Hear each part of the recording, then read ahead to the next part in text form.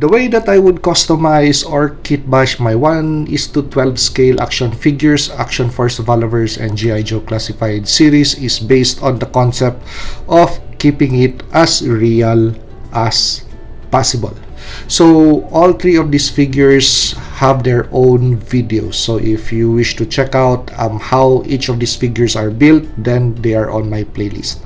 But for now, let us concentrate on the concept of how I build my action figures based on keeping it as real as possible. I just finished a 2-day course for pistol and carbine, just a refresher course. Okay, so our instructor had this image as his screensaver, and we were laughing at it because wow, it's just way too cool and way too much weight and gear on his body. But we asked him if he would really wear this kind of stuff. He said no, that is just for coolness effect, something cool to look at. But with regards to realism, I don't think so. Now, I am a Texas resident and I do have my LTC. So all of this stuff, especially how I make my action figures, is not based on fantasy, but it is based on how I am trained or how I would carry my personal protection device. So with that principle in mind, let us take a look at figure number 1. This is my Kitbash version of General Hawk. In a previous video, I pre-ordered G.I. Joe Classified Series General Hawk. Good looking action figure with a lot of accessories, but majority of the accessories on board that action figure I really detest. Because 1, why are you going to give a general a grenade launcher? 2, why are you going to give a general a shotgun? Well, of course, it's his choice whether he's going to carry a shotgun or a carbine. But with regards to a choice, if he's going to carry a long arm, which majority of high-ranking officers really don't, that's why the original figure in 3.75 inch is a better render, because it only comes with a single weapon, a pistol, which is befitting of an officer. So in this Kitbash version of General Hawk, he would only carry 2 pistols. Now with regards to the pistol choice, it's going to be the same kind. With the General Hawk that is issued by or going to be issued by G.I. Joe Classified Series, there's going to be 2 pistols. If you take a look closely at the pistols that are on board, one is going to be a competition style pistol, and the other is going to be just a normal long slide pistol. So why are you going to carry a competition style pistol wherein that thing is super heavy than your normal Glock 17, which is lightweight and carries a suitable or decent amount of rounds? So competition pistols really are very heavy pieces, because the optics alone, the flared magwell, the barrel attachment to really mitigate the recoil, those are heavy pieces. Now if you're going to really lighten up the load, you have to carry a heavier barrel. Now that's additional weight. So those are things that sometimes I really wonder why they put those kind of things, wherein they could just easily give us accessories that we really need. So in my version of G.I. Joe Classified Series Hawk, these are pistols that comes from G.I. Joe Classified Series Recondo. So this design is based on the SIG P320 Compact, or possibly the SIG P365. Now, if you're a commanding officer, with regards to having a carbine on board, it's not an option, because you have soldiers around you that's going to protect you. You have your personal protection detail. So what you just need are your side arms. So with regards to choice of side arms, a subcompact is what I would give this action figure, and it's of the same make and model. Purpose, you're just going to carry the same magazines. So instead of having two different pistols with two different magazines, carry just the same pistol, so you could interchange the usage of magazine between the two, just in case one is going to malfunction. Now, with regards to number of goggles, I only need one, so that is just one on top of the helmet of this action figure. As for the helmet that comes from Bazooka, I just took off the red paint to somehow make it more brown, that it matches the rest of the brown items on the action figure. And the item that is missing on that G.I. Joe Classified Series General Hawk is the presence of a backpack. If they want to really concentrate on giving us a straight out up version of General Hawk, a backpack would have been really decent addition as an accessory. Not a grenade launcher, not a shotgun. And if you could notice the difference between the G.I. Joe Classified Series Hawk and this version of Hawk, it does not sport the bomber's jacket, because I already explained it in the previous video. And the reason why is you're not going to war in a bomber's jacket. If it's summer, you're going to die of heat exhaustion and dehydration. So you're just going to kill yourself with that kind of outfit.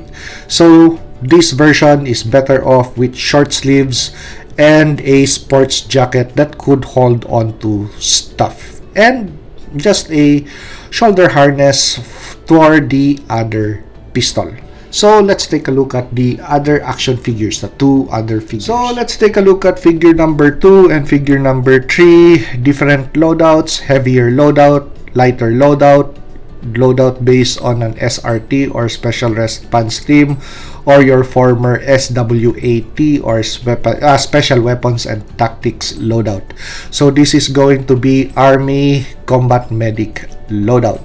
Okay, so let's take a look at SWAT. So this is my designated G.I. Joe Classified Series Shockwave. So instead of buying the Shockwave that is up on pre-order now, I like this better because this is my version of Shockwave. This is how I would like to project a Shockwave character in my collection. So instead of sticking to the original design, I would up the game by doing a different figure, different color, different loadout, but essentially still the same, SRT or SWAT. Okay, so weapon is going to be a MP5 variant with a suppressor and a red dot sight. Now let's take a look at the vest. So the vest, we have stickers on board. So those stickers come from my 1:6 scale accessories bin, because I also am into customizing 1:6 scale action figures. Actually, this sticker is part of a bigger sticker sheet which is supposed to fit the left and right ball of the arm of a 1:6 scale figure. So this is the whole sticker. So Los Angeles SWAT police, but I just can't fit that whole sticker on the shoulder of this 1:12 scale figure, so it just retains a very small version. Now these stickers are supposed to go to a 1:6 scale body armor, but when you take a look at it, actually it looks also good on a 1:12 scale body armor. So one sticker on the back to identify him as police, and one sticker up front to identify him as police. And on the side, the right ball of the arm, we have his designation 23 David, or his call sign. Okay, so it's essentially a Action Force Valorverse figure, just done differently. Okay, so weapon is going to be a suppressed MP5 H&K variant with red dot sight. And on the vest, so what are the items on the vest? Knife, of course, if you're familiar with Action Force Valorverse, knife. And what is this? So one is going to be just a single magazine for the SMG. And what is the other item? That is going to be a suppressor for the pistol. So let's take that thing out. So this comes from G.I. Joe Classified Series Sergeant Stalker, and it fits the pistol on this Action Force Valorverse item very well. Actually, really looks cool. So let's attach this thing to that piece. Okay, so it's going to be a bigger can for the pistol. So he does not only have a suppressor on his SMG, but he also has a suppressor on his sidearm. So just one magazine or one mag change for the main weapon, and two mag changes for the pistol. As to why, well, with regards to weight consideration and the mission order, that they are not really in combat, but more into saving lives. So with regards to carrying 6, 7 mugs, 8 mugs, that is not the mission order. So with the principle of keeping it as real as possible, so I followed that thing. So single mag for the SMG, 2 mags for the pistol, because if you're going to count anyway, one full mag for the SMG is going to be 30 or 28 rounds. So you have a spare 30 or 28 round mag for this. And for the pistol, you have 2, because the pistols would carry a maximum of 15 rounds in the mag, 1 in the chamber. So 2 additional magazines is going to be best practice, at least 30 rounds combined. And the last item that I included in this action figure, which is not Action Force standard issue, is going to be the inclusion of eye protectors. So just simple glasses that you could take off any figure. So that is from the Snake Eyes Origins movie Baroness figure, which is really readily available at your local Ollie's for less than $5. So with that Baroness figure, I get an SMG, a spare magazines, 2 swords, a nice looking belt, and a figure that I could take apart for parts. And we had G.I. Joe Classified series for quite some time now, but we really did not have an offer for a corpsman or a combat medic. So I made myself one from the parts that I already have on board in my collection. So just mixing and matching parts from G.I. Joe Classified series with Action Force Valorverse to come up with this action figure. Okay, so since he is a combat medic, 4 mags up front, 2 spare mags on the belt, 4 magazines for the pistol, communication device, night vision device, knife, which used to be on this side, but I added 2 additional pouches for the rifle magazine, and I just glued the knife on this side. Plus the multi-tool and the flashlight is already on the front of the vest. So I also saw some decals or stickers that I had lying around. So as you could see, combat medic, which I just glued to the this portion of the bag, which houses, if you already seen the review for this guy, which houses his medical supplies pack. So with regards to gear, is it going to be mission specific? Mission dictates gear. For each of the figure, I could say yes. For a general, that is just the amount of gear that he needs. Head protection, sidearms, and his personal stuff on his backpack.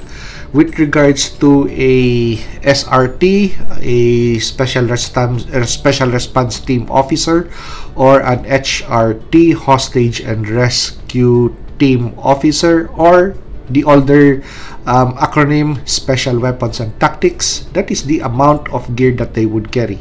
With regards to a combat medic, of course, you're going to harm's way, so you need to carry as much ammunition as you could, but at the same time, balancing the medical gear that each of your body would need. So, that's it.